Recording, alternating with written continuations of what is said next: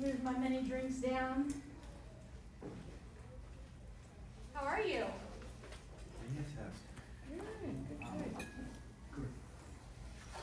Good to see you.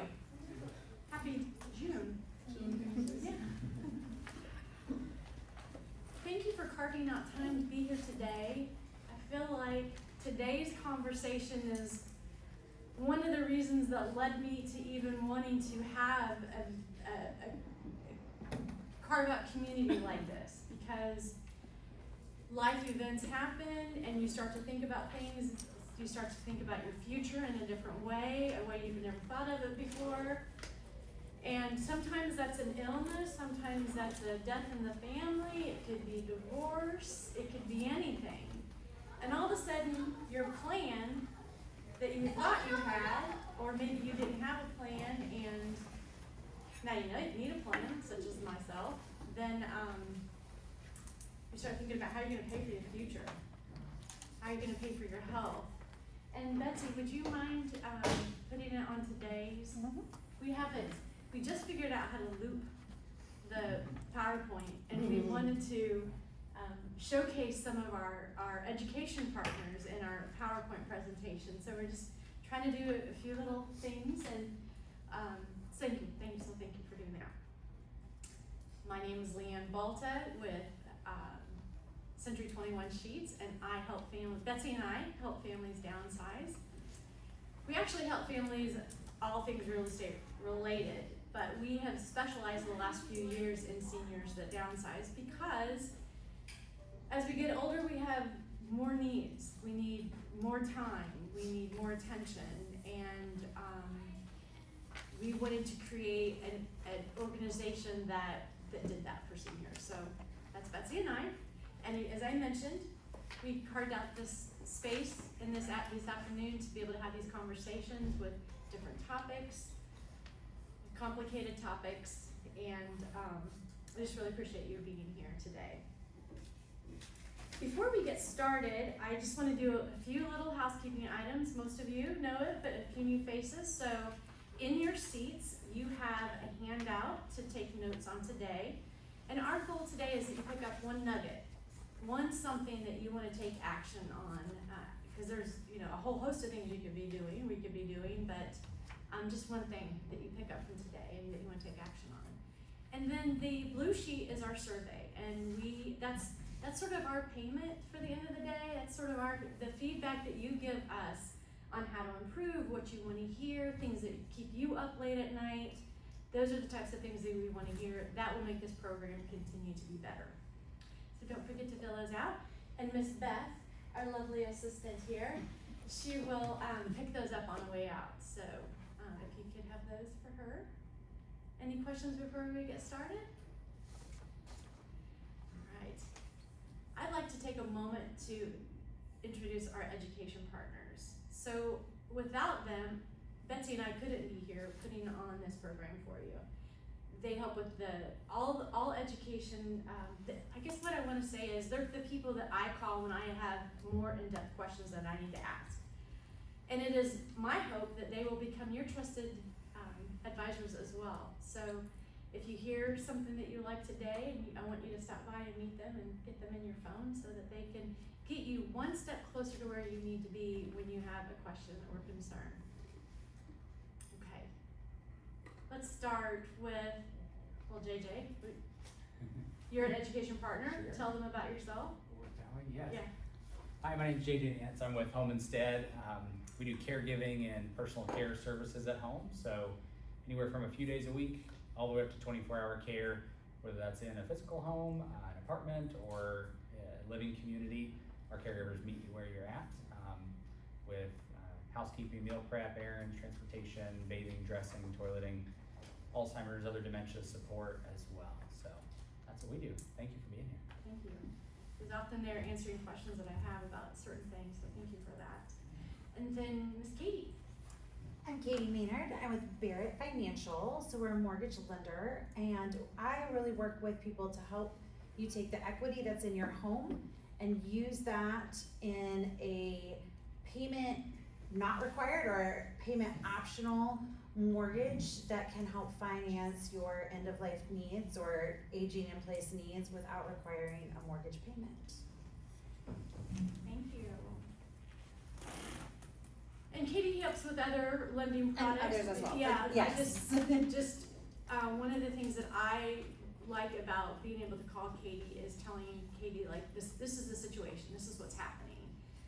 What of the many types of, solutions she has for people, so she's a nice go-to resource for that, so not just for yourself, but for friends and family as well. Hi, Ms. Kim. All right, and then we have Lisa. Hello. Hi, my name is Lisa Kellum, and I'm here with Storin Financial, and so is Alex, right over here. He's gonna introduce himself in a minute. Yes, he's gonna be one of our panelists today. With Storin Financial, we do investing, financial planning, tax. We provide business services support as well, and financial wellness. So financial wellness, we help people navigate some of the most difficult times of their life when their level of functioning sometimes changes. We help with the finances, bill pay, mail management, filling out forms, things like that. Serve as power of attorney, trustee as well. So thank you all for being here today. Ms. Sydney? Hi, my name is Sydney. I'm here with Assisted Living Locators. We are kind of like your realtor for senior living. So Dave is with you every step of the way and making sure that the process is as autonomical as it can be and also as educated as can be. Thank you. Thank you. Ms. Jonna? Hi, I'm Jonna with Harmony Senior Relocation Services. We help seniors when they're downsizing and moving into a retirement home. So we help in 4 areas. We help you to plan, purge, pack, and place. Thank you. Ms. Kayla? Hello everybody, my name is Kayla. I am the marketing director for Indiana Estate and Elder Law. So we work getting to make sure your secure documents are in place, your powers of attorney, healthcare documents. We also work with Medicaid for seniors and guardianships as well, making sure that you're prepared and being able to avoid probate. So we offer free consultations as well, and I've got some info at the back table. Thank you. Thank you. Huge help. And Miss Betsy? Hi, we're with Leanne and Betsy in Century 21 Sheets, and we help you connect with everybody that you may need, either to stay in your home, to move into your next home, to prepare for the move from here to 3-4 years. We just help you with all the questions that you may have. We connect you with that, and that's what we do, educate. So we're here today not to sell anybody anything. We just want to be a resource. Just as you are also a resource to one another. I just community is the most important thing, and that's what I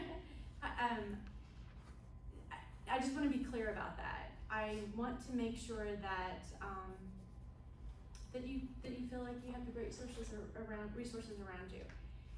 As we get in today, I want to find out how many of you, or who worries about paying for the care of their parents. So if you're here because you worry about the future care of your parents, can you raise your hand? Okay, all right. And then how many of you are here because you are concerned about paying for your care in the future? Yeah, for sure, absolutely. So without further ado, I would like to invite our panelists up. So we've got, come on up, Alex and JJ. Do we need the mic? I would encourage you to, the mic is on, and It's a hot mic. it is a hot mic. It is. And we do keep them on the chairs, so that we don't take them into the bathroom with us, so, and they're on. Betsy's tested them and made sure that they're well and that she can hear us. So today is about having a conversation on how, who knows exactly what they're gonna do and how they're gonna pay for their future, besides Thomas. How many thought they had a plan before they realized maybe they didn't have a plan? That would be me. Yeah. So, who struggles having that plan because they feel like the dollars just keep being moved around? like things get more expensive.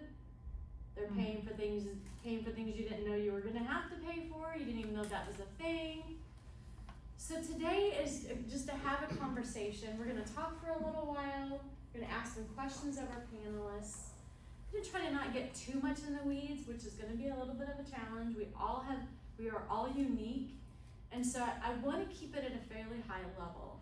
But I also, again, that's why I'm stressing the importance of our resources in this room, is because some of these resources can support us in our journey of aging by filling in some of the gaps that we may find that we have.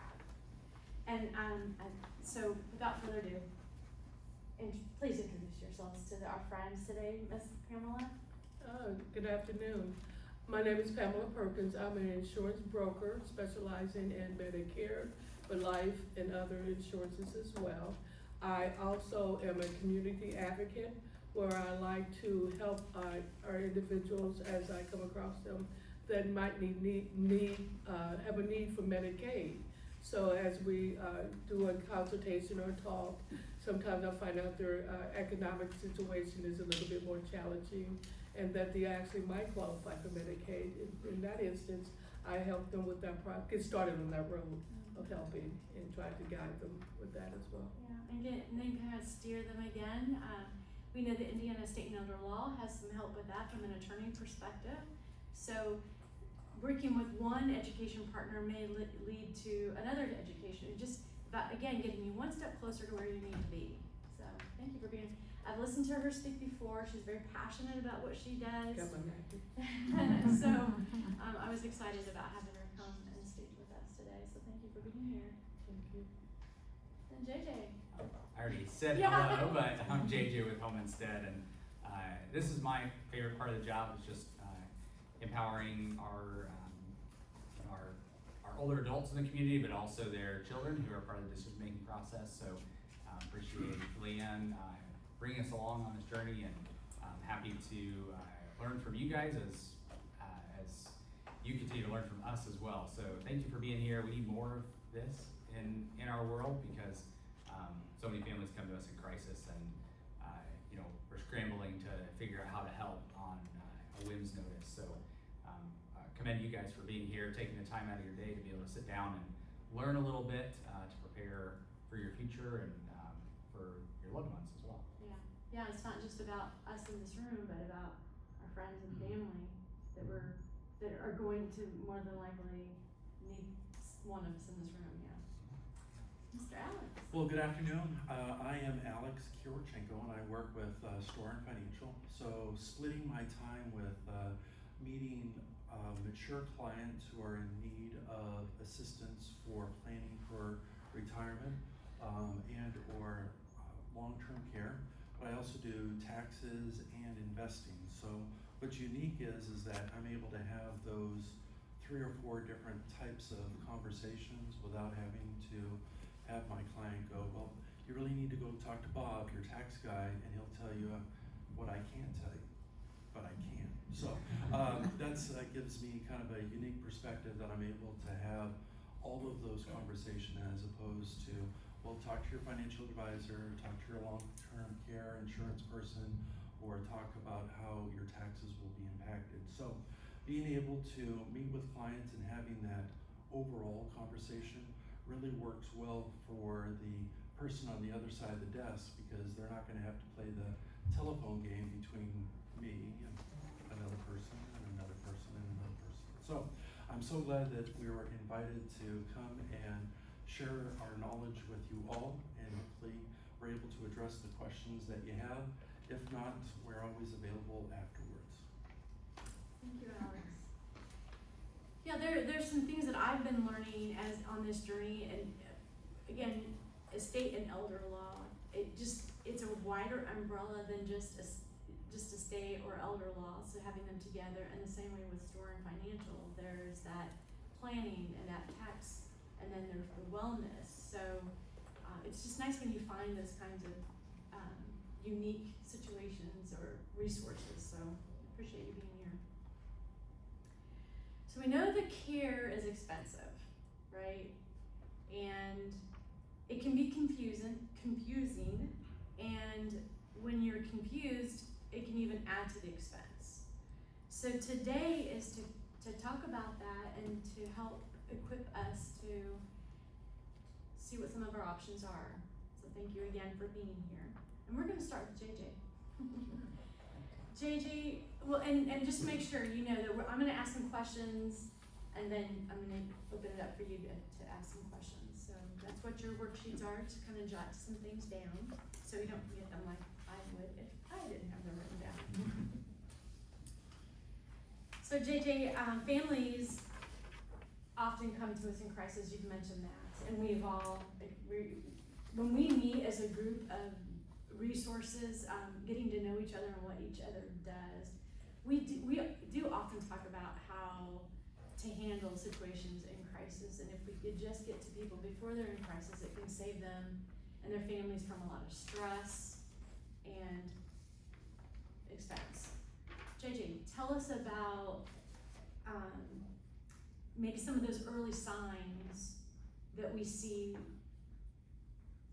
before a crisis happens or an emergency happens. What can we be looking for? Yeah. When you're thinking about what needs to change, for me as I age, or for an aging parent or a friend or a family member, some of the things that oftentimes we see a bit of an uptick in calls for inquiring for care, as I'm sure our long-term care providers see as well, around and shortly after the holidays. Mm-hmm. So families are in the home again with their loved one and seeing, wow, it's been a few months or maybe a year since I've seen mom or dad, and there's definitely a change. Mm-hmm. And so I think those are some of the early signs that just, visiting, and you're seeing there's a difference between the months. Practically what some of those look like are, you're noticing maybe less upkeep of their person. So they're wearing the same clothes more frequently, especially if you happen to stay with them and you notice that, or you notice that they aren't keeping track of their medications as well as they used to. Maybe the house isn't as well kept as it used to be. The perfectly organized calendar that you used to see has fallen to the wayside, or it's it's more jumbled and maybe not quite as well organized. So you might see some physical or cognitive changes that make you wonder, well, maybe we need to talk to their physician, look at what options there might be to support them. The hope is that it is those small signs that you're seeing, because then you can have a conversation, make an intervention before it's one of those bigger signs. But sometimes you don't have the luxury of that. It might be a phone call that they took a fall and they're on their way to the hospital. So things could look fine one day and not the next. So everyone's journey is a little bit different. But just keeping an eye out for some of those little things that you notice when you're visiting and seeing them. And don't hesitate to talk to some of their friends. If you see them frequently, you may not notice a change quite as easily. So talking with a friend or another family member who doesn't see them quite as frequently could give you some perspective, as they may see the change. If they haven't seen them in a month or two, they might be able to easier see that. But there's a whole host of things that might indicate that there's a need for some sort of support to allow them to age the way that they want to. Okay, thank you. So just keeping an eye on it. And there's more things to know. It could just be, it could be an infection, it could be a urinary tract infection, it could be that there's some nutrition deficiency going on, because when we're single, we're not always eating in the best way. So it's important not to jump to conclusions, but to be aware and to ask questions. So I think I wanted to ask you, one of the things that I like about Home Instead and other organizations like yours is that you can start to supplement some of the needs and extend that home care. And then some people didn't know that if they did need to go to long-term care or assisted living, that you can supplement there as well. Right. So can you just talk to me a little bit about the cost of that it's like, okay, everything is okay, but we're noticing some things are going on, and we just wanna, maybe I'm still working full-time, I can't help mom yet. What kinds of supplemental care and what's that cost?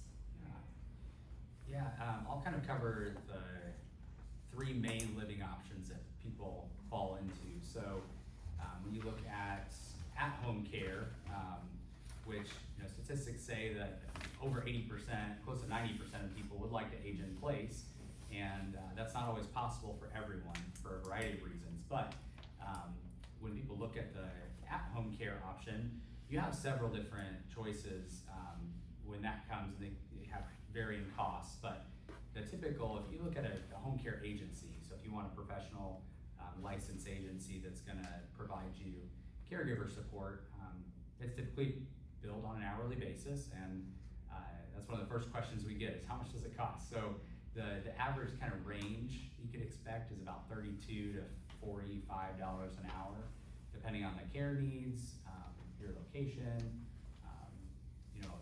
the level of support that's needed. And I'll cite Genworth does a cost of care analysis where they kind of survey across the country and look at the average cost of care. They say for about 20 to 40 hours a week of home care, which may be more than people need, but it ranges between $2,500 to $5,000 a month. So kind of gives you a ballpark, say like $3,000 to $5,000 a month for a significant amount of support. And then you can reduce that cost a little bit through some funding sources. So there's coverage out there under the VA. If you have a long-term care insurance policy, which Alex and Pamela will speak to a lot more than myself, there are benefits through the Medicaid waiver program as well, and several funding sources through the VA that you could get access to potentially, and then private pay, of course. So, and then some families will use say a private duty caregiver. That can reduce the cost significantly if you have a trusted friend or family member who you'd like to pay out of pocket.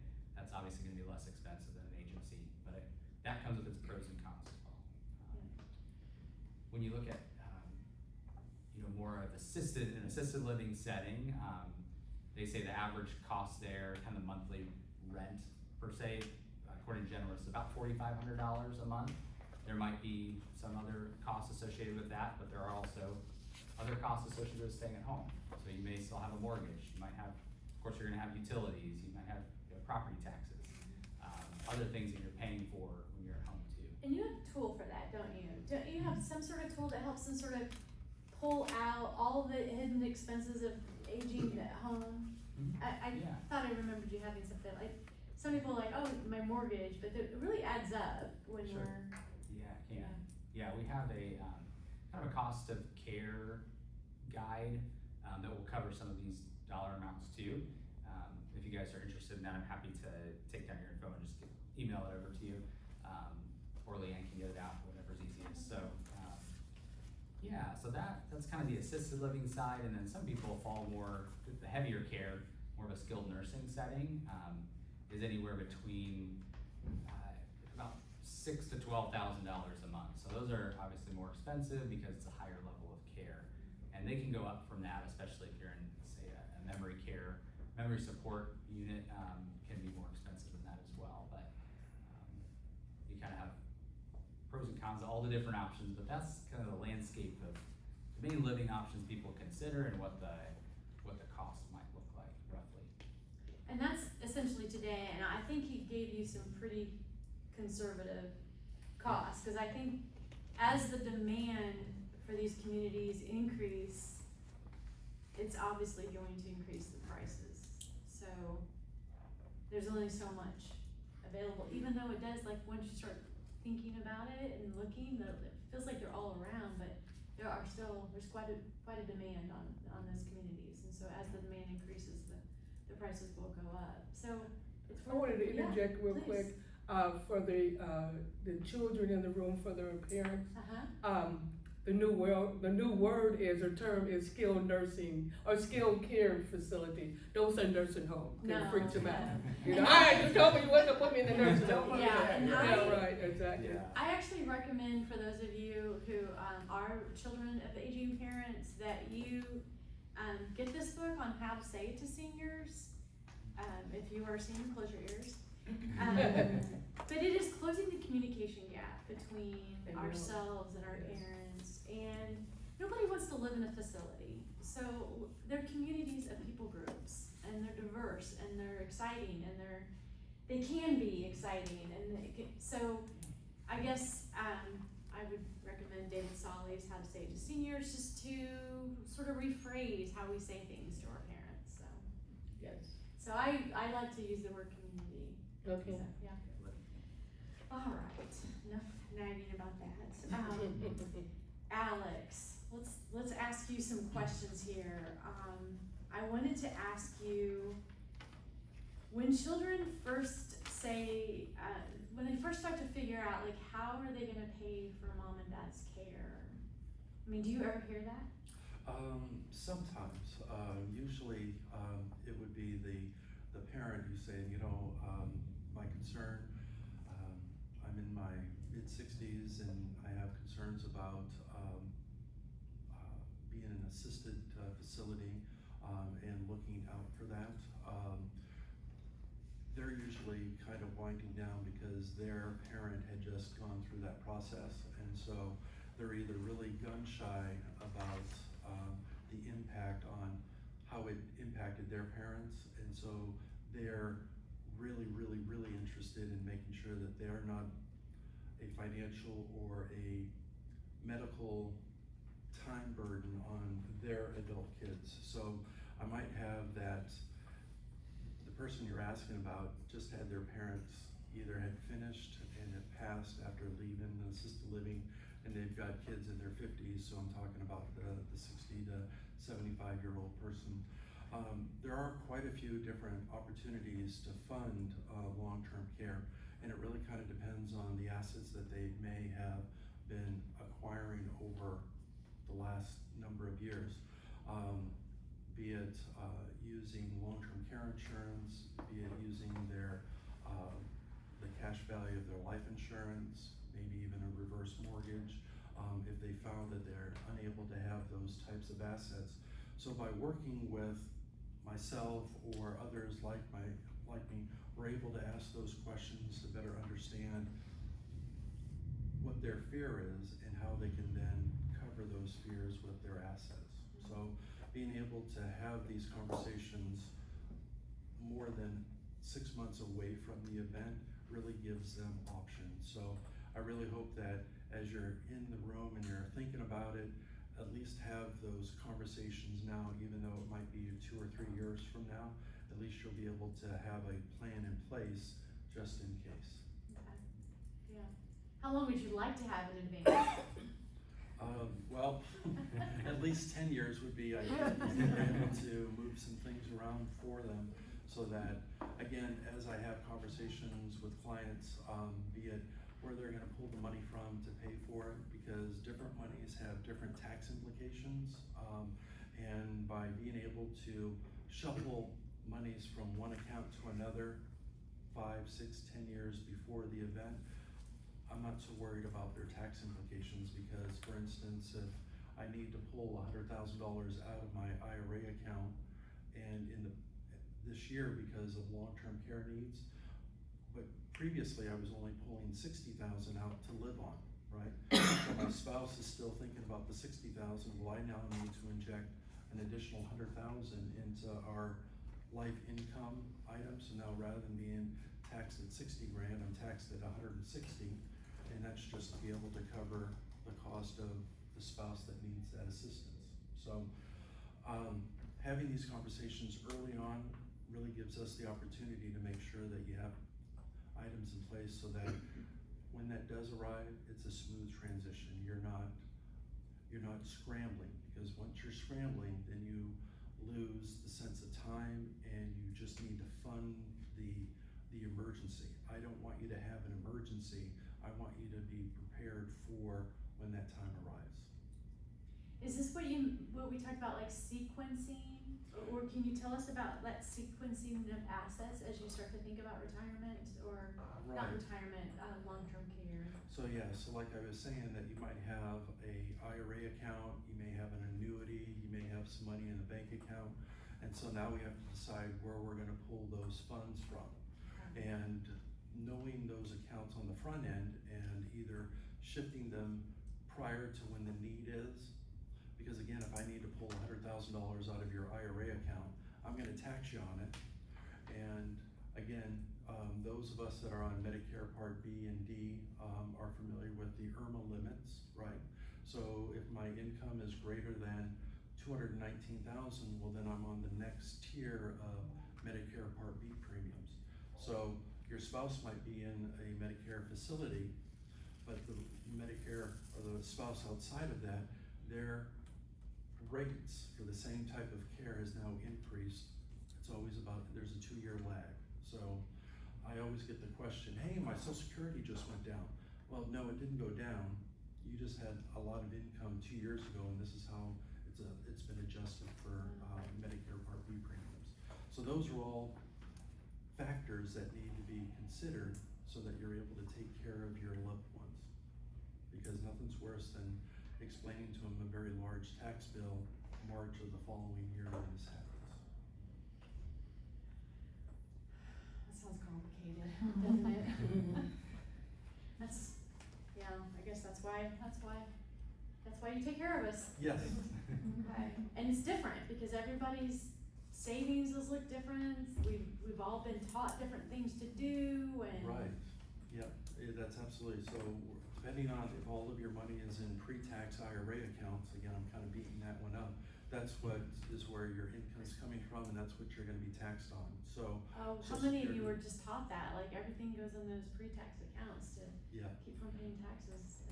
so ideally, thinking about doing Roth conversions, which is just the process of moving money from pre-tax into Roth, you'll pay a little bit of tax now, but when you're ready to take the money out of the Roth, it's completely tax-free.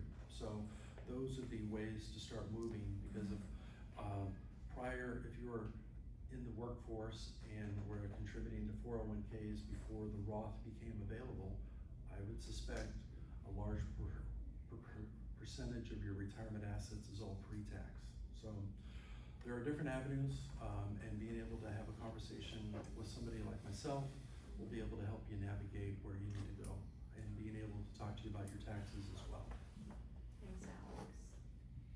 I'm gonna switch gears a little bit and talk to Miss Pamela about insurance. Tell us what we should know about and this is, they both have some expertise, so I just wanna invite you to, if there's anything.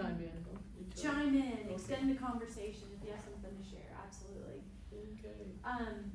Tell us your thoughts on the long-term care insurance. Maybe some of the nicer thoughts on long-term care insurance. Well, maybe I need to leave the room and. See, I told you she was very passionate.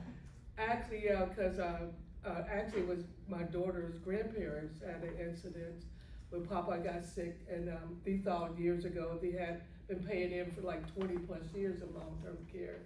And, they was just really assured themselves that they were ready for it. But unfortunately, the advisor had not went into details or even kept up with the level of long-term care. So when they was buying into long-term care, and the nationally known, reputable company, the per day charge was like $200 or $300. Well, in today's market, now those costs are up to $300 to $500 per day. So there was a gap in between that they had to fill, and unbeknown to them. So grandma was already in her 70s having her own issues or health concerns, and now she's trying to manage Papa getting them the appointments, and do we go into a facility or whatever, and trying to pay for the long-term care. So that was an eye-opener, especially to me, seeing that I at one time was selling long-term care, and it woke me up thinking, maybe I need to redirect my, my concerns. So what it ended up being, the facility wanted their money up front, and there's a $300 gap per day. So they were saying a 30-day lump sum, so they was wanting $40,000 up front. When the insurance company was paying on the back end, after you've been there for 30 days, this is how much we're gonna give you, and we want proof that you paid that money out.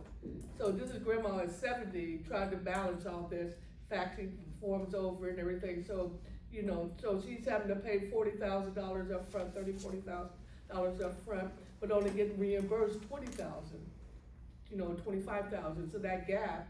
Thank God they was in a financial situation where they could manage that, but it woke grandma up and say, no, wait a minute, we putting all this 20 extra thousand out for Papa, what's gonna be left for me?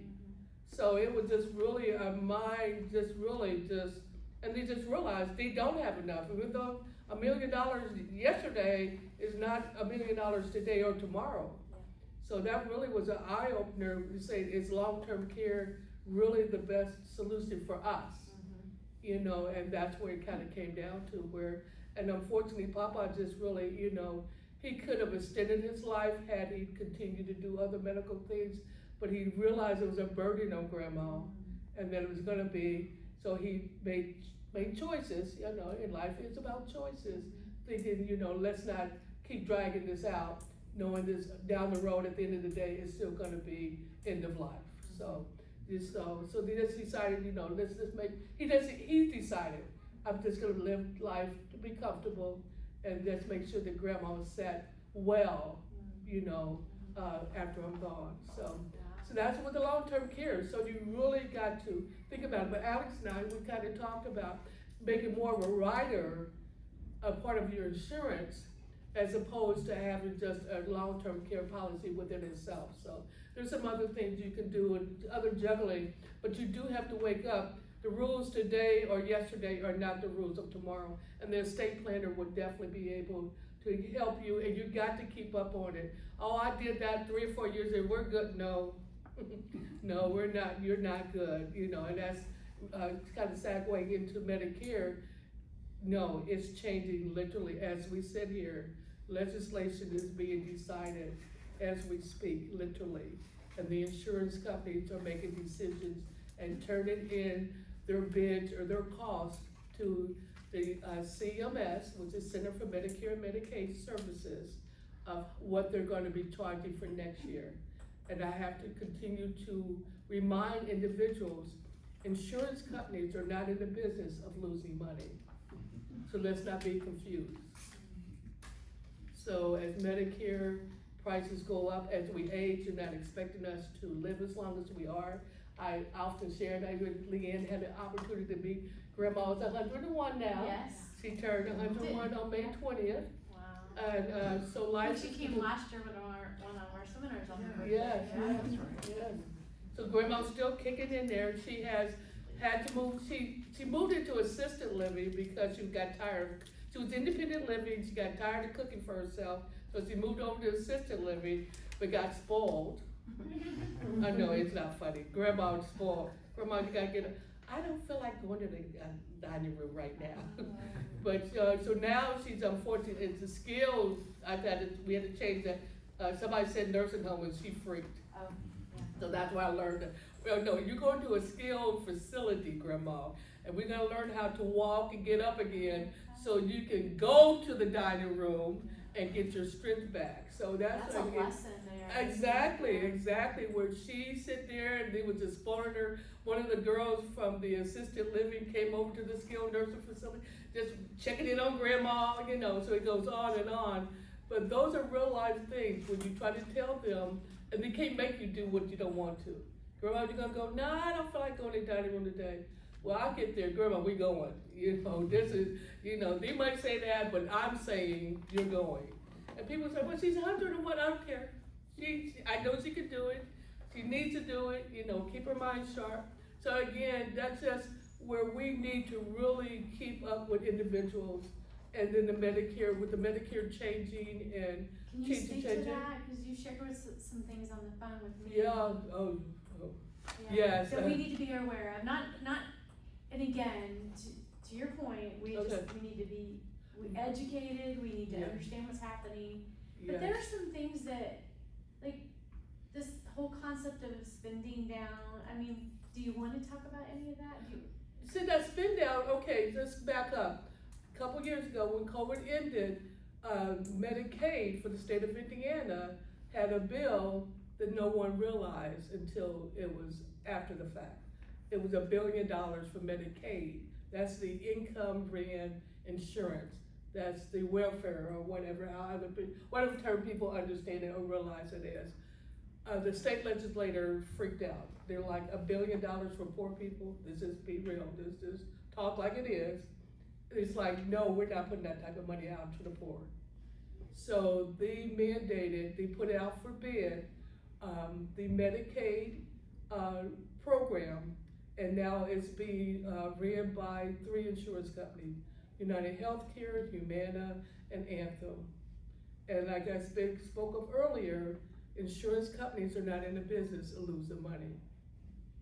So the cutbacks, the changes, when it was, I don't know if people realize the gap, not the gap, it was called the donut hole. You familiar with that term? Okay, when that donut hole was closed, 2020, it went could you into speak to the donut for some Okay. of this, yeah. Okay, the donut, you know the medicines, all the prescription drugs, and every time you go to the doctor, I gotta hang there, oh here, I got a drug for that, or I woke up and then, I got a drug for that. So all this medicines you've been over the years, you got coming, every time you look up, you got a new prescription on something. Well, that was just growing pharma. And pharma just got really relaxed and very comfortable in charging. You can go up to $8,000 of what they were charging prior, and that's falling into the donut hole. You get there for, like, I believe it's like 2,000, what, I can't even remember the numbers. I'm going to go to training again, and so I have to remember.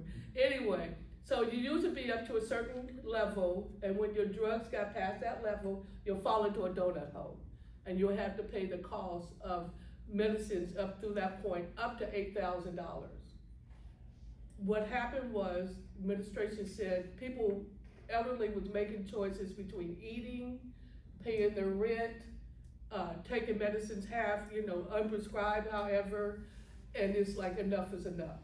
So they closed the donut hole. So that meant the maximum the year before was $2,000 that you had to pay, and once you hit that $2,000, your medicine became free or very reduced cost. So when that hole was closed, that $6,000, the insurance and pharma says, who's making up that difference? Well, they told them to figure it out. They wasn't happy at all. So you see all the changes we're going through and all the flips and all this other things, they're making up that $6,000 in ways that you won't even begin to understand or believe. Because when me as an insurance agent, I'm like, really? So they're closing that hole by any means necessary. And then especially with Indiana now have sent all the Medicaid over to, these insurance companies, and they're trying to make up, and we're living longer. That's how I came up with talking about grandma. It's like, the numbers are going up, up, and up. I was on a call this morning, and they're not getting lower. And I am concerned of what other changes. They can change, the insurance company can change their rules and what they're covering in the middle of the year, but you can't change to the next year. How fair is that? I think what we've been learning just in the first few seminars that we've had, April, May, and then even last week, the only thing we have control over is our health, the nutrition, the exercise, at least to the extent that we have control over it. Because it sounds like that's something. Right, it all plays into, right, exactly. Yes. It all comes into play of what type of insurance are you going to, Medicare supplement or be it Medicare Advantage plans, what are you going to select in regards to what's best for you? I have a little scenario I talk about the difference between a supplement and an advantage plan. Supplement is a smorgasbord you pay up front, you know, going in, you got all these items on the menu that's covered, and you have the same rate, you know, less, you know, maybe a drink or whatever. Advantage plan is, you go in free, but it's a la carte what you get inside. And I don't wanna call it restaurant, cause it's unfortunately closing a lot of their different, companies throughout the city. But they'll charge you for the lemon, they're charging you for the iced tea, they're charging you for the dessert. That's what Advantage plan does to you. And when you're on the Advantage plan, you have literally taken your health care and turned it over to your insurance company and hope that you have selected the right one to cover you. Because each insurance company has their own little way, little things that they're doing and not doing. There used to be a lot of over-the-counter, remember, and all this food and all that. All that has changed, and that's part of making up for the $6,000 that they no longer have to play with. I mean, I'm literally going to people's homes and they're bringing out shoe boxes of the medicines they're on. And it's like, well, what's all this for? Well, he told me. And back in the day, we believed our doctor. He told us, We you just know. talked about that last week, didn't we? He told us we needed this, and we told us, you know, and then when you push back, they're like, well, you don't trust me? Well, I trust me more than I trust you, you know. We won't have that conversation, we'll talk about that outside. Well, we talked about, the doctors that were here last week they want us to question, they wanted us, they encouraged that, but that's a right, good I'm like, doctor, yeah. we need to write their names Yeah, down, cause the yeah. other set, out there is like, you But it's about challenging me? prescribing, Right, not exactly. prescribing. Yeah. Exactly, and then they literally are writing down on your chart, you know, patient refused to accept my advice, and just goes on, I'm literally, you know, so, my members are dying, my younger members are literally dying before my older members. It's like, so what's going on? What trend is happening? So we really need to be more aware of. They send you out an annual notice of change. By law, it's supposed to hit your mailbox before or by the end of September. That annual notice of change is called NOx. Has to tell you the changes, what you get, what your insurance Medicare coverage is now, and what it's gonna change to next year. A lot of the insurance companies are dropping plans that they found either being too costly or not making the money that they want to, they're dropping it. And so now you gotta scramble around and find a different plan. And what they're also doing, instead of used to be where they just tell you the changes, now they're writing everything out, cause the average person is not gonna read the whole thing. Well, sometimes if we're focusing on just what we're seeing the changes are, it's then easy to forget what hasn't changed but you're not aware of. So I can see the benefit of both ways, of listing out just the changes and then the listing out of everything. But we could spend more time on that. I think I wanna shift gears a little bit more and just ask Alex, if someone doesn't have long-term care, tell us what are some of our resources? What can we do? Sure. Long-term care comes in a different variety of different options.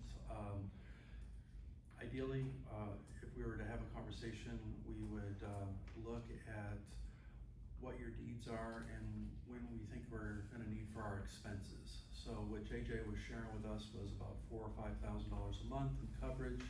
And if I needed to project that out for 10 or 15 years, I'd probably round it up to about $9 to $10 grand a month in benefits. The intent of long-term care for me is I'm not trying to cover 100%, but if I can get you anywhere between 50 and 75%, because I'm really never gonna know what the last 25% is. Like JJ was sharing with us, is that medical expense could be higher, but if I can get you to the 50 to 75%, I think that I've done a really good job. If you haven't signed up for long-term care, but you seem to have, mom and dad have quite a few annuities that are available, that's a great resource that we're able to use those annuities as a means to fund the long-term care. If they've had an annuity for 10 plus years, 20 years, and it's just sitting there, that could be switched over to a different type of annuity and be able to, when long-term care needs are available or when they're needed, we're able to turn the payments out of that newer annuity to have that long-term care payout. Now granted, those annuity payments for mom and dad are gonna be taxed because that money's never been taxed. And again, I'm really kind of a hawk on the tax situation. However, if that's the only means to have mom and dad to have long-term care, then I can adjust some things on the tax return, other income things to help minimize the taxes. But the focus would be on the funds being available to them for the care. So that's priority number one. The tax situation, we'll figure out how to make that work, but I definitely wanna make sure that they've got that coverage. So if they don't have it already, maybe it's a conversation of what type of assets they have that could be used in lieu of, or what can be changed into a long-term care policy for them. And so for some of us that, I guess, or I don't know, how old do we need to be to get long-term care? Like, when is it too late to get long-term care? I guess that's what I wanted to know. Yeah, I would probably say if you're on the door of 80 years old, the chances are, for medical purposes, a lot less. But what's nice about that annuity type of operation, they only ask you 4 questions. And as long as you pass those 4 questions, then they're willing to take you on for that extra payout from that annuity to pay for long-term care. So That's not bad. no, not at all. So if I have somebody that has some pre-existing medical conditions that would prevent them from going with my first choice, well then that would be an alternative that we could look at. So if mom and dad have some old annuities that are just sitting there and they're not going to need the money, we can repurpose those for being able to have long-term care for them. Yes. And what do you think about the state of Indiana's long-term care policy or? Where, yeah, the partnership, the Indiana partnership? Yeah. Yeah, I think it was a fantastic program. Had you purchased long-term care to get that? Well, not through that, I Oh. purchased it privately. Got it. So, yeah. Is that still going? I don't know if, I don't think it is, cause whenever I ask for tax purposes, hey, I've been paying for long-term care, I'll ask if it's part of the Indiana partnership and they'll say yes or no. And that person will definitely know if it's yes or no, but it's a nice way to avoid, I think what it was is that Indiana would go back after those, if you jumped onto Medicaid and had the long-term care, right? Where they can go back after your assets. By having this type of Indiana partnership long-term care, they couldn't. So that was really the big bonus for that. There's also, we've talked to Kayla's boss, Jenny, the attorney, our education partner, Jenny Rosell at Indiana Estate and Elder Law, about trusts, about building trusts to protect the assets that we have. And then we know that Medicaid can come back 5 years. They can look back 5 years. But there's been some changes about the spin down and. It's not so much the spin down, I really couldn't find the information, Good. but also, Miller's Trust now, they're Yes, saying. because that was kind of the, like, for the That was lack of the better, there's go-to. like 2 kinds of, the Right. Miller's Trust, and then there's the trust that like Jenny would build or other attorneys would build. And it was like, there were trusts like what Jenny and other attorneys build are not inexpensive trusts. And Jenny can show you how to use those. But then Miller's Trust tend to be something that people with not a lot of assets would be able to use, to be able to put money away. Divert money funds for their, to live with, or to have for their, whatever reason. But also now Medicaid is asking the question, is there a Miller's Trust? And they're saying, if there's any assets left in the Miller's Trust, when your loved one depart, they want all that assets back to reimburse them for monies that they paid out during Medicaid. Essentially, they're closing the loopholes of Yes.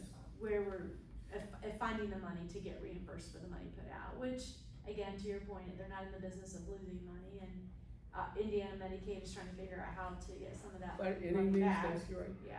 Definitely look into asking if, do you have a life insurance policy, asking if it's a cash value policy or not. You want to know the amount of the cash value. Some of the other tricks they're doing about Medicaid, the goal was to kick 500,000 people off of Medicaid during this year.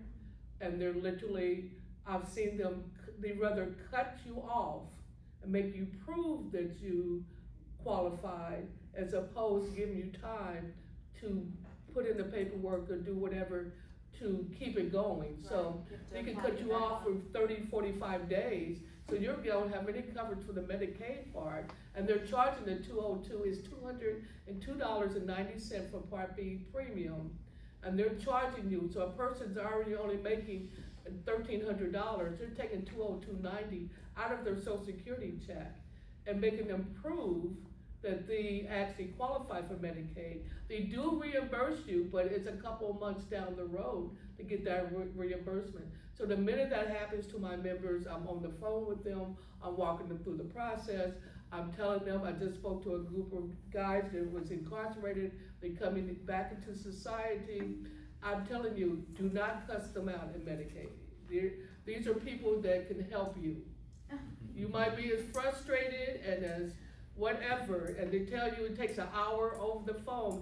That's a lie. It does not take an hour unless you got a lot of kids in the house. But it takes about 20 to 30 minutes to be able to do the application over the phone. I literally walk my members through it because it can be very intimidating and very nervousy. But I'm telling them, be patient, hang in there. We have to do this. I'd rather for them to say no to you than for you to sit back and say, I don't think I qualify. Let's find out. But we're talking, we're talking about two different things, like paying for long-term care in a assisted living community, so how does Medicaid help with that? You can still, in assisted living, you can still have Medicaid Okay. and have the waiver. It's skilled nursing facility that you no longer have that portion of Medicaid. Okay. You have some form of assistance, and I think they say out of your Social Security you can have $52 or some minimum amount, but it really depends. So that's getting into the weeds, and I'm not a weed person when it comes to Medicaid. Essentially, if your funds are limited, Yes. then Medicaid is another way of helping you pay for your long-term care. Exactly. Okay. All right. And part of that is one of my members asked me, do I go and make the sacrifice of paying the $70, $80, $90 for long-term care? You know, she talked about even getting a second job to pay for it. And I said, it probably by the time you, or the past or whatever, kick into it, you won't have the funds to be, the gap would be even bigger. But I want to talk to Alex about that a little bit, because there are funds that were generated years ago, but aren't there more modern universal policies or riders to make long-term care a little bit more affordable, starting now, going, 20, 30 years, yeah. Yes, for those moms and dads that have sizable IRA accounts, again, whenever you take $1 out of that, it's taxable, right? What I have found is that we're really able to repurpose a portion of a person's IRA account. So we're gonna say the person has $800,000 in their IRA account, and I want them to be able to have $8,000 a month in long-term benefit for the rest of their lives. So long-term care comes in a variety of different methods. Usually it'll last for 24 months, but I'm Is always. that the average time someone is in long-term Yeah, care? it's usually, wouldn't you say that it's 24 to 36 months that they're in? Oh, as far as Like the average stay? Yeah. before passing? Yes. I can't really speak specifically to long-term care, say a living community. Maybe some of our other experts might be able to speak to. But I have heard that You as have, well, okay. like Yeah. that 2 to 3 year is what, when someone goes into a community, a long-term care community, which remember is different from independent living, assisted living, it's long-term. Right. That average stay is 2 to 3 years. Right. However, if the patient has dementia, they could be in that facility for 7, 8, 9 years. And if you're using what I'm gonna call traditional long-term care, where you're making your annual premium payments and it lasts for 24 months, and then after the 24 months, there is no money left in the policy. So that means families are picking up the difference. So that's my regular one. My hybrid one, again, I'm repurposing a portion of a person's IRA account. Again, I'm gonna move, say, $225,000 of their IRA account over to the policy. It's gonna give me about $8,000 to $9,000 a month in benefits for as long as they need it. So if a person is 7 years because they're on dementia, that thing just keeps paying out. $8,000, $9,000 a month, be it in-home care, assisted living, skilled nursing care. And by repurposing a person's IRA account, I've given that as the checkbox of being able to cover that long-term care. If the person never uses it, again, because this is a hybrid, I have either the cash value within the policy that can go to a beneficiary, or if they passed away, that money goes to their beneficiaries tax-free. So compared to traditional long-term care, which I would say is like homeowners insurance or auto insurance, I've lived in my house for 25 years, made those $1,200 a year premium payments. I move out of the house, those premium payments are gone. Whereas this hybrid policy allows, again, I'm repurposing a person's part of their IRA account. Their beneficiaries are gonna get something at the end of this trip, be it them for as long as they need long-term care, or if they pass away before they need it, that asset is still being transferred to a beneficiary. Tax-free. And that is a nugget we're packing today, Yeah. thank you. Yeah. May I ask, those policies also you can use either whether you're in a community or you're bringing in-home care into the Correct. home? Yep. See? So there's some flexibility there too. Yes. Okay, so not your granddaddy's policy. Right, These exactly, new good, ones, yeah. So Alex, that's amazing, thank you for sharing that. JJ sharing the various types of care that you can have, as little or as much as you need. And then Pamela reminding us always to be vigilant. Yeah. But one other thing I wanna mention, with Irma, if you got a lump sum and you try to go up on your monthly premiums for your Part B, a lot of times you can't dispute that, saying there's a one-time occurrence, it's not ongoing, and they can reverse that, extra charge. So at least try to challenge it, don't just sit there and take the hit. You might be able to dispute it and get it reversed back down, so definitely use that option. I can make one Yes, note on please. the Yeah. long-term care insurance policies. So these guys are definitely the experts on, if you have a policy, they can take a better look at it and analyze it, or even provide you new policies. But practically, where we interact with them as home care or long-term care is we're actually working with the long-term care insurance policy for you to be able to use those benefits with us. So with a home care agency, you might come to us with a policy and say, hey, I've got this long-term care, and I haven't actually encountered one that doesn't have a home care benefit. I don't know if you guys have, but they're even the really old ones were sold with, it can pay for a long-term care community like assisted living, or it can pay for home care, or some of them even have options to pay for private duty if you have a private caregiver. So a few questions I would make sure to ask if you're looking into home care or long-term care is how much work does the company do to make sure that you get reimbursed? So almost all these policies aren't direct through the company. So you would pay, for example, with home care, you'd pay the home care company first, and then they're gonna ask, the insurance company's gonna ask for care notes and for the invoice. And once those are submitted, then you'll get reimbursed for the care, making sure that those boxes are all checked. So what you wouldn't want to happen is like what Pamela was talking about, where you are having to hunt down the invoices, the care notes, fax all these things in, haggle back and forth with the long-term care insurance company, which they do give you a tough time, to be honest. So be prepared, know what your policy is, and know what boxes need to be checked to make it as smooth as possible. So what you're you're saying is when you're choosing a caregiver, make sure you choose a caregiver that can also help you quickly get reimbursed. Right, yeah, check with the home care company and the long-term care community. Make sure that they are used to working with long-term care companies. And the best option is if they are able to interact directly with them, they submit everything, and then you get reimbursed. That way you're not left trying to do it yourself.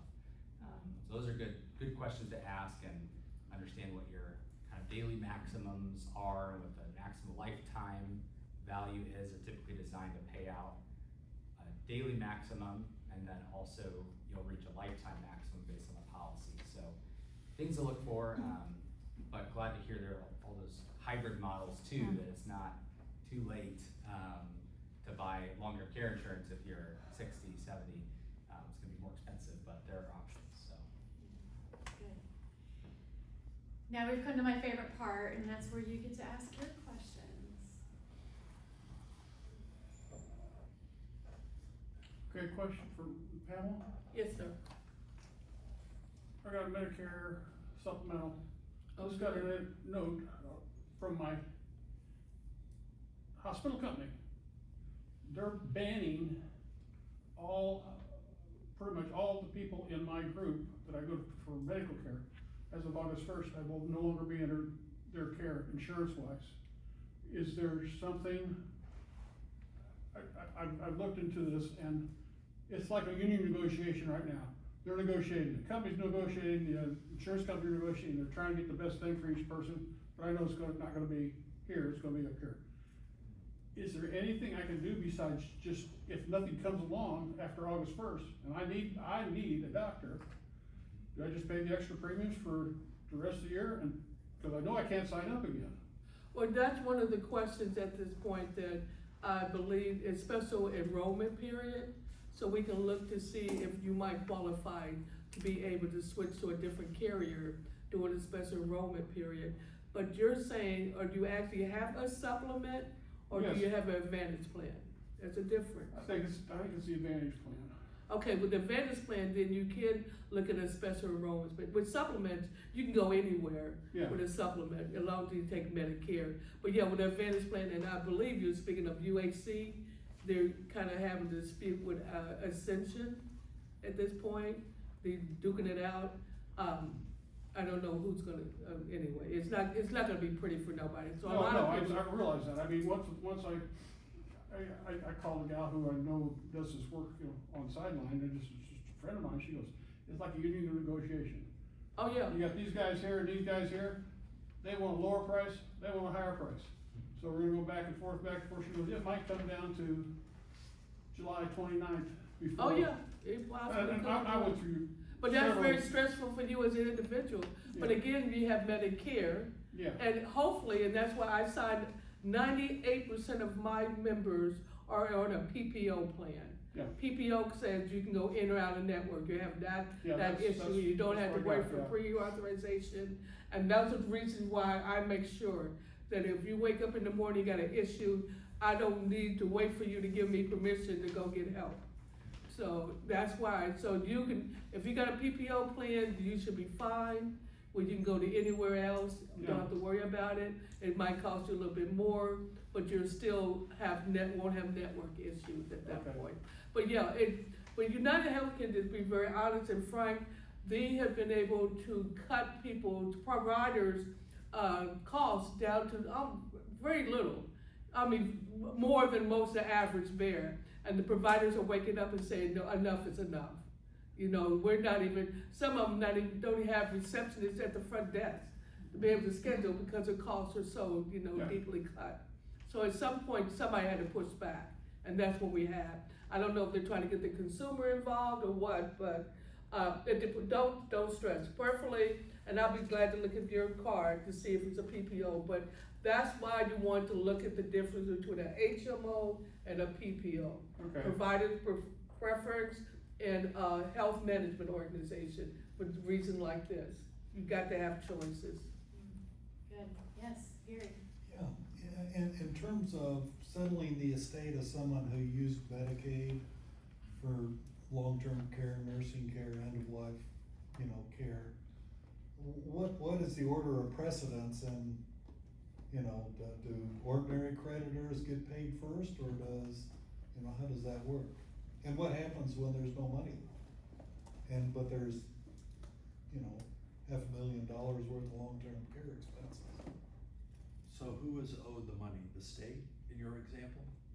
Well, I mean, whoever's paying for the Medicaid, whoever's paying for the long-term care of somebody on Medicaid. Then they're, maybe they Yeah, have. I'm saying if life insurance. Medicaid is the primary payer, then I'm assuming that they'd be first in line to get their money back. And it won't be anything left. I mean, you know, the cost of. Okay, so they're number one in the pecking order. I would assume, I mean, I think that's Usually there's something. nothing, by the time someone's on Medicaid, there are no assets. I mean, But if it's a miller's trust, he's somebody, saying. you can keep your house though, right? Yeah, you can. On Medicaid, you can have, a house, a car, and maybe like an acre of land or something. There is some provision there, but then as soon as you sell the asset, that could take you off of Okay. Medicaid. But there are, If you're in long-term care, you really don't need a house or a car. right, exactly. So if you're in long-term care, like Pamela was saying, if you spend down long-term care, you don't have any assets left, you get a Medicaid bed at a community that has an open Medicaid bed, then they take all of your Social Security, and then you get to keep like $50 a month. Right, $52. That's your spending money. Right, for the toothpaste, month. So, deodorant, and whatever. yeah, it doesn't add up to a lot, Candy but bar. then, And yeah. it's usually a shared room. Yes. Right, a lot of the Medicaid, are shared, that's true, yes. Yeah, so they wouldn't necessarily, they wouldn't, my understanding is they aren't keeping, racking up a cost of, you were in this long-term care for 2 years, you owe us $300,000 and you have nothing to your name, so now we're gonna go after somebody. It's just that any assets that you have left, like she said, in a trust or something, they're gonna pull from to cover that cost, but usually there's not enough left to even pay what Medicaid paid out for your long-term care. It's a good question. Yeah. It's complicated, isn't it? What you're saying is all this, I need to be an attorney on taxes and Medicare and home health care and financial advisor. I need to go back to college and start all over. Tell anybody to go now, go now. Or just, that's why these folks here. I thought I had some things going, and I still do have some good things going. You do. Each week it comes up a new, It does. a new, like said, they're constantly changing the laws, and their laws are changing right today. I found.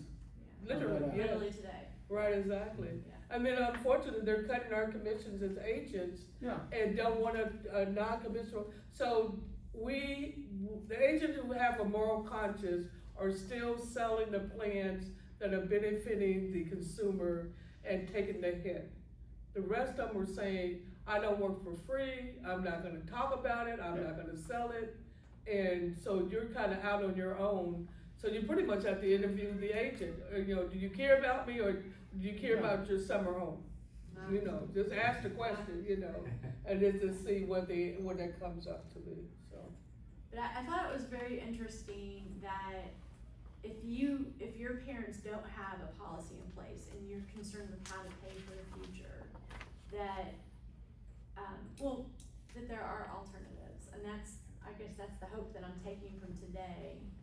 The other thing is that if I have a parent who needs some care that to even supplement what I can provide, that there are resources for that to help. Is there a daily minimum? I thought that there was maybe a few hours or. Yeah, every home care agency is a little bit different, but most of them you'll find a visit minimum between 2 and 4 hours.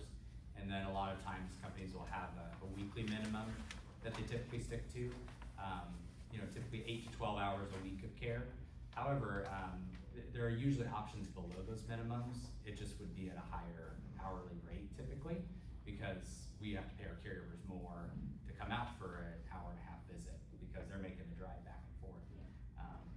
And then you can always build your care. There's a good chance that you or your loved one is gonna utilize home care, skilled unit and maybe also memory care. They might cycle through all 4 of those. And the nice thing is there are options like home care where if it is safe and the best option to be at home, which in most cases we can make that happen, you can pay for what you need until you need a higher level of care. So you can pay for 20 hours a week or 40 hours a week of care before you're really tipping the scales to where it's more affordable actually for me to move into long-term care. But you don't have to pay for 24-hour care right out of the gates. You can pay for what you need with home care support. Yeah, good option.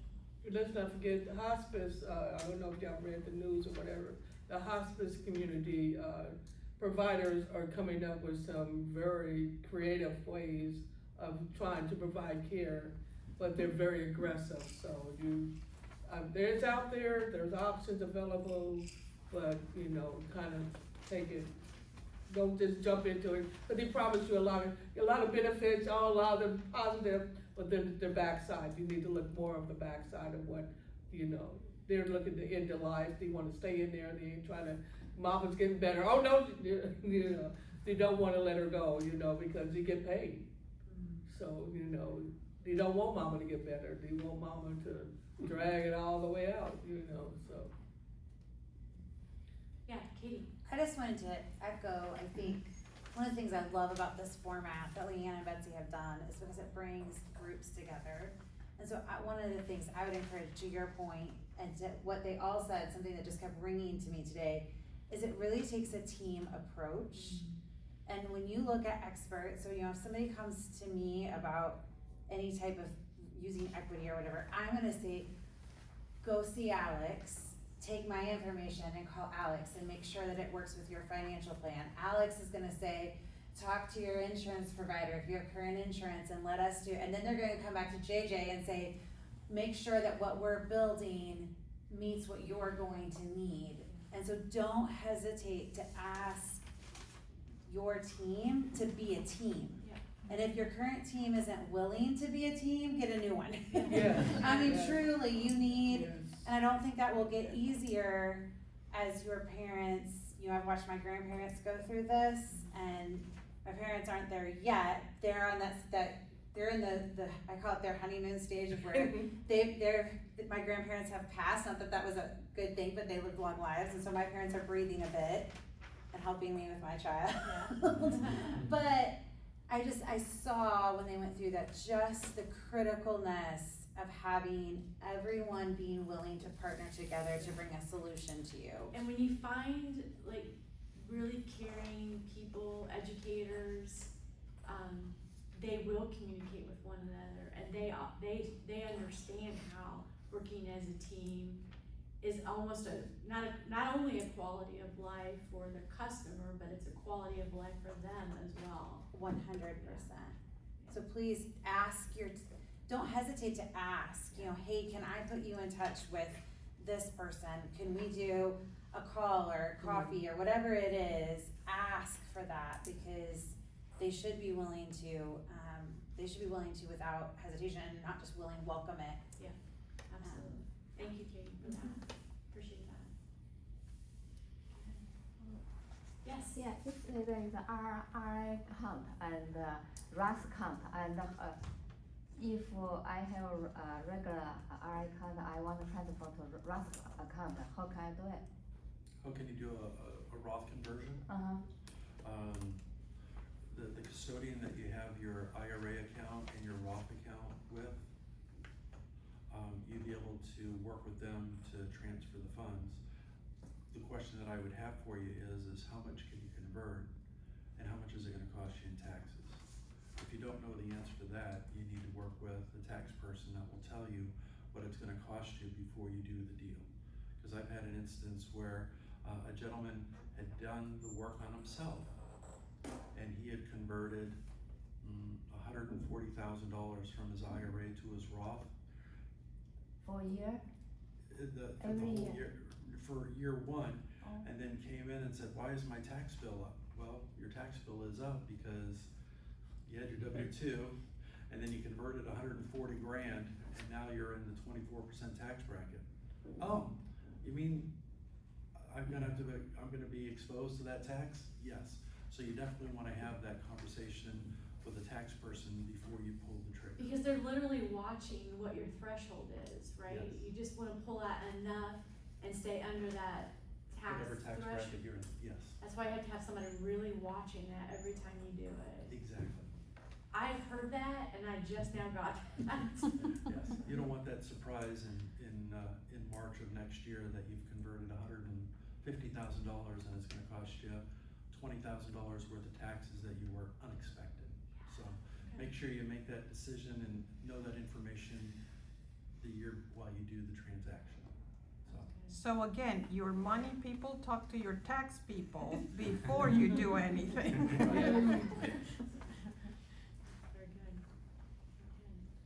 I mean, when you withdraw from your IRA, you're effectively paying the highest marginal rate, correct, on that? Well, That you're subject to? Are you in the 10% tax bracket? Are you in the 12% tax bracket? What tax bracket are you in your Oh, I example? couldn't tell you. So that's why you need to work with the No, but I government. mean, it's effectively, you're at the, whatever your tax bracket is, you're paying the highest tranche of that. It could be, yeah. But if you're already stepped into the 15% tax bracket, or if you're in, say, the 22% tax bracket, and you only have $30,000 in that bracket, and you still have another $100,000 before you go into the next bracket, well, then I would convert and fill up that bucket, max out that particular tax bracket, convert that amount without going into the 32% tax bracket. Right. Yeah. Yeah. So those are the numbers you can't see, and if you do your taxes on your own and you're using a tax software, I don't believe they have the tax projection feature to be able to give you that informed decision. So that's the struggle that you're gonna have unless you're working with somebody that can say, yeah, this is what 26 will look like, and if you do this, it's gonna cost you this, and if you do a little bit more, it's gonna cost you a little bit more. And if you're okay with that, great, but at least you know it today, not when you got your tax return in February of next year and says, hey, look what you did. Cause I don't want you to say, oh, I really didn't mean to do that. Well, Too late. Full transparency, I have, and I know we've been on each other, we've been waiting to talk, but I have an accountant and a planner, and then the two do not communicate at all. So it is a challenge. So I like that you're doing the taxes and you can say, okay, we can convert this much, and I'm not going $1 more into that next tax bracket. correct. Yeah. Yep. Good. Heavy topic, huh? Not like we talk about light topics very often, but money is a heavy topic. It seemed like my only plan is to start guilting my children into take care of me. Right. It's like starting to plant those seeds Yes. now. Yeah. Yeah. That's my long care plan. Yes, it is a challenge because life happens, and we talked about that at the beginning, that, death, divorce, just, trauma or crisis, those things are often beyond, well, they are, not often, they're always beyond our control, so it's just a matter of honing in on what we can control within our own means, physical abilities, how to extend those with healthy eating and exercise and community, community being a very large one as well. So thank you. Thank our guests for being here. I'm gonna ask you guys to sit tight. I'm gonna let them go back. I'm gonna let our education partners go to their tables, and just want to remind you to take just one thing from today. Write that down on your worksheet. Try not to be overwhelmed by it. Does anybody want to share what their one thing is? Share mine. Before next month, you guys can hold me accountable to this. Before next month, I'm gonna go talk to Alex. So ask me when you see me next month. Did you schedule time with Alex? family. My goodness, I'll be seeing a lot of you this next month. We'll see a lot of each other over the next month, for sure. So it was like, This seems to be working very well. On the survey, we changed the surveys a little bit. Oh, before I move on to the surveys, on the back of your worksheet, I did put Storen's information, their website, their phone number, JJ's home instead, and then Pamela. I made sure I put their telephone numbers on the back for you. And then there is a website called the Conversation Project. And I just would encourage you to go and look that up. And that is how to have that conversation, how to start that conversation. Whether you are a senior needing to have the conversation with your adult children, or it's the adult children wanting to have that conversation with their family members. I can speak to that, cause I looked it up, there's Yes. 3 guides. Thank you. And they really force you to, make choices and tell your kids, about the hard choices you want them to make. For example, if there's, little chance of improvement, do I want the everything to be done if there's any hope left? And you got a little continuum where you circle what number. I thought it was pretty clever. Thank you. So there is a book that I read, Being Mortal. It's a great book. It talks a lot about what is your line in the sand. When you can't watch a football game and eat your ice cream, maybe that's when that's your line in the sand, and that's how your children will know when to. I don't want to say pull the plug or that's pretty crude, but you get the drift. Letting someone know your quality of life threshold. Thank you for that. So yes, please check that out. It's on the back of your worksheet. Take that with you. And then the blue form, you can actually not only tell us how we did today, but you can also sign up for the next 2. So we have August 10th and August 18th. You can check those boxes. You can tear off your name tag and just put it right here. And then you don't have to fill out all the address stuff. There you go. We already know all your details. So, I have a question. yes. Do we not have meetings in July? Oh. The July ones are not. Or June? I think we somehow skipped July. Yes. We did. I am so sorry. That's my You know fault. what? I was looking ahead in August and we still have July. We're not in July still? Right. We do. We have 2 in July. You're right. Thank 13th you. and July 21st. Yes. So, July 13th and July 21st. And what is July What are the 13th? topics? Thank you. July Yeah, 13th. July 13th is. Money after retirement, making money last without living in fear. And the Tuesday, July 21st, for the adult children of aging parents would be staying put or moving on, making the home safe enough. So that's July 21st. Oh, sure. Alright, let's see, July, So when they're signing up, would they be signing up actually for the 2 in July? yes. Okay. So, And August if you want to. so today's topic, it was paying for care without living in fear, financial reality, and it was geared towards the adult children of aging parents. That was today. And so it is true that July 13th, we are talking to seniors about money after retirement, making the money last without living in fear. So it's a similar topic. Mhm. It's a different spin, and just a little bit different spin. And so that's why they sounded a lot alike, because Kim was like, that's what we talked about today. So July is, we're talking about, we're trained to deposit money in our accounts, but how does that change when we start withdrawing? This is a no-win situation, out Yes. either after side. retirement? So it is a different, and then the July is staying put or moving on, making the home safe enough. So we're gonna talk a lot about aging at home strategies. Thank you. Yeah. All right, well, just write me a note on your feedback form.